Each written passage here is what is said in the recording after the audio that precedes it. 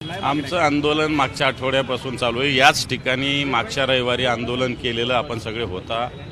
ही फसव्या कर्जमाफीचा अध्यादेश आम्ही इथं जाळलेला होता। ही जी कर्जमुक्ती आहे ही फसवी आहे। आम्ही सांगितलं नको अटी नको शर्ती, आम्हाला हवी संपूर्ण कर्जमुक्ती। उद्धवजी ठाकरे साहेबांनी कर्जमुक्ती केली होती। एका थंबवर 32 लाख शेतकऱ्यांचं कर्ज माफ 2 लाख रुपयापर्यंत झालं होतं। आताची जी कर्जमाफीची योजना आहे ही कर्जमाफी नाही तर कर्ज वसुली। याच्यातल्या अनेक अटी शर्ती जर बघितल्या तर सरकारला कर्ज द्यायचं नाही, भीक नको पण पुत्रा आवर अशा पद्धतीने। समजा सरकार 50,000 रुपये देणार आहे तर त्यांनी काय सांगितलं, जर माझ्याकडे 3 लाख कर्ज असेल तर मी 2.5 लाख भरावं, मग माझं 50,000 माफ होईल। म्हणजे काय, 2.5 लाख जर माझ्या खिशात असेल तर मी कशाला ते थकवेल। एक नव्या जुनं सरकारचा थकीतचा अर्थ काय आणि रेग्युलरचा अर्थ काय। रेग्युलरचा अर्थ असा आहे की 2019 पासून दरवर्षी नवं जुनं केलं पाहिजे। नवं जुनं दरवर्षी। शेतकरी कधी एका वर्षात कर्ज उचलतो, एखाद्या वर्षात नाही उचलत, गरज नाही पडत। एखाद्या वर्षी चांगलं पीक पाणी असलं तर शेतकरी थोडी कर्ज घेतो।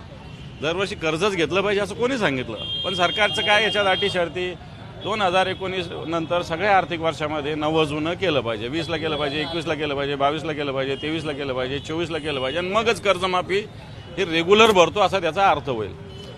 मला असं वाटतं अनेक अटी शर्ती, मी याच्यावर 2 तास बोलू शकेल एवढ्या अटी शर्ती त्याच्यामध्ये आहे।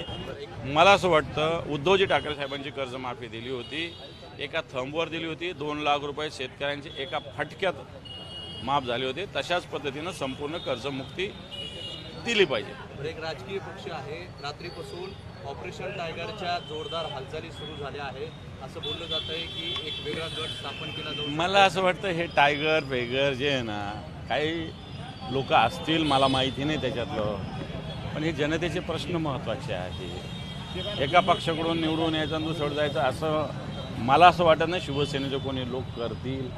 पण ते करण्यासाठी दबाव आणणारे कोण, यांना एवढी सत्तेची भूक का लागलेली आहे, एवढी चटक का लागलेली आहे। तुमचं सरकार व्यवस्थित चालू आहे ना, मग याला फोड, ममताला फोड, समताला फोड, याला फोड, हे धंदे का करताय। होऊ शकतं ना, दबाव टाकतातच। दबाव साध्या नगरसेवकाच्या उमेदवाराला दबाव टाकला जातो, अधिकाऱ्यांना फॉर्म उडवण्यासाठी दबाव टाकला जातो।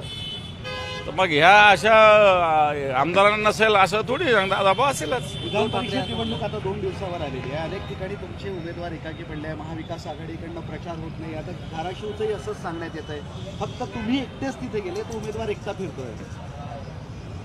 मला असं वाटतं माननीय उद्धवजी ठाकरे साहेबांनी मला जबाबदारी दिली। मी या मराठवाड्यातल्या 8 जिल्ह्यात जाऊन आलेलो आहे आणि तसं पाहायला गेलं तर परभणी आणि संभाजीनगरात आमचे उमेदवार उभे आहे। आम्ही प्रभावीपणे प्रचार केला आहे। 4-4, 5-5 मतदारांना भेटलेलो आहे, बैठका घेतलेल्या आहे। कालही आपण पाहिलं असेल संभाजीनगरात मोठी बैठक झाली। धाराशिवलाही मी गेलो होतो। सगळ्या धाराशिव असेल, लातूर असेल, बीड असेल, तिथल्या सगळ्या लोकप्रतिनिधींना भेटलेलो आहे। काँग्रेसचा उमेदवार तिथं आहे। मला असं वाटतं माझी जबाबदारी अलायन्स म्हणून माझ्या पक्षाचे लोक त्यांच्या मागे उभा करणं एवढं आहे, तेवढं आम्ही केलेलं आहे। बाकी जबाबदारी त्यांची। पळवा पळवी नाही पण प्रलोभन निश्चित देणं चालू आहे। नांदेडच्या देगलूर दादाच्या